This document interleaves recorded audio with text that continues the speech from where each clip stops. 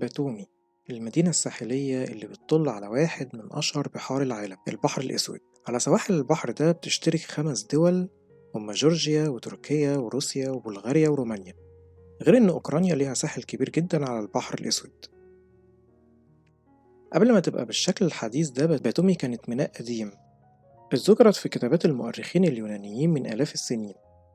مدينة مرت عليها حضارات كتير، من الإمبراطورية البيزنطية للعثمانية لحد ما بقت جزء من جورجيا الحديثة. موقعها على البحر الأسود خلى منها نقطة استراتيجية للتجارة. الميناء كان وما زال شريان رئيسي للمدينة، ومنه اتبنت شهرة باتومي كمدينة ساحلية ليها طابعها الخاص. وأكتر حاجة بتحسسك إنك في مدينة بحر هو سوق السمك هنا في باتومي، مكان بسيط بس مليان حركة، صيادين راجعين من البحر وأسماك طالعة من المية. وهنا بتلاقي مطاعم صغيرة جوه السوق نفسه، تختار السمك اللي يعجبك وهي بتتعمل قدامك على الفحم فورا. تجربة بحرية 100%، ومن الحاجات اللي ما ينفعش تتفوت في باتومي لو رحت عشان تزور باتومي، لأنك هتاكل سمك عمرك في حياتك ما أكلته قبل كده. بس يا جماعة، ده الفيو من الأوتيل هنا في باتومي. دي البلكونة بتاعة الأوضة، وده الفيو. حاجة منتهى الجمال والروعة يعني. تصحى الصبح كده على فيو زي ده. سعرها حوالي $15 بس في الليلة. سعر ممتاز بصراحة، والمدينة جميلة وهادية، والمناظر الطبيعية تحفة يعني فيها. وصلت سوق السمك اهو، تعالوا بقى افرجكم على السمك هنا والاجواء عامله ازاي.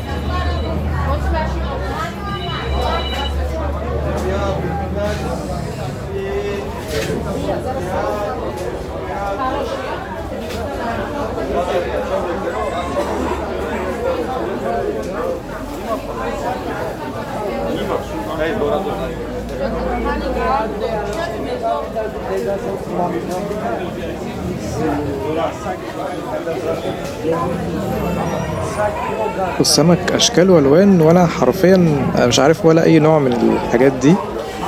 و يعني انا اختار بالشكل كده، انا بحاول ادور على اي نوع انا اعرفه او اي حاجه انا اعرفها. فمفيش بقى غير يمكن الصبيط والجمبري والبوري. فخلينا كده نجرب حاجه وناخدها المطعم هنا. في المطاعم هنا بره موجوده، تقدر انك انت هما يشوها لك او يقلوها، وتقعد كده على البحر آه، بس خلينا نتفرج كده ونشوف مع بعض. انا الحقيقة مش عارف ولا اي نوع من الحاجات دي، والدنيا هنا زحمة جدا يعني. بس واضح ان السمك جميل، فخلينا نجرب نتفرج كده مع بعض ونشوف. لو في حد يعرف انواع من الانواع دي قول لي يعني.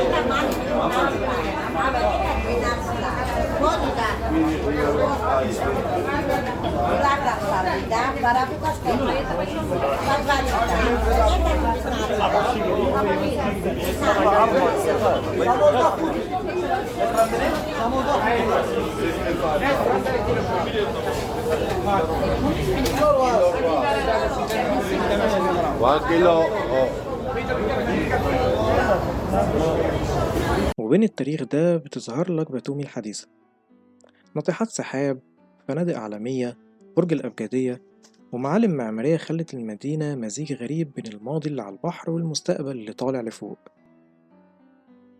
النهار هنا تاريخ وبحر، والليل أضواء ومباني بتلمع على الكورنيش. باتوم يمكن مدينة صغيرة، لكن تأثيرها كبير جدا على الخريطة السياحية لجورجيا، وكمان على ساحل البحر الأسود.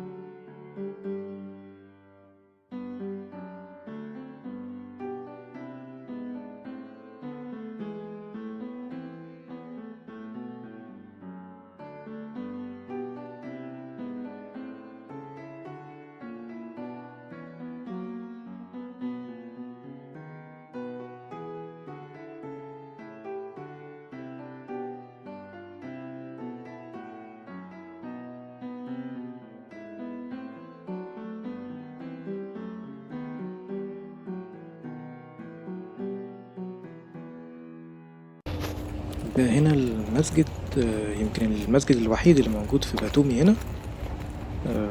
فخلينا ندخل كده، احنا المفروض خلاص صلاة العشاء قربت، فخلينا ندخل نشوف المسجد من جوه ونصلي العشاء جوه بإذن الله. فتعالوا نتفرج على المسجد من جوه نشوف.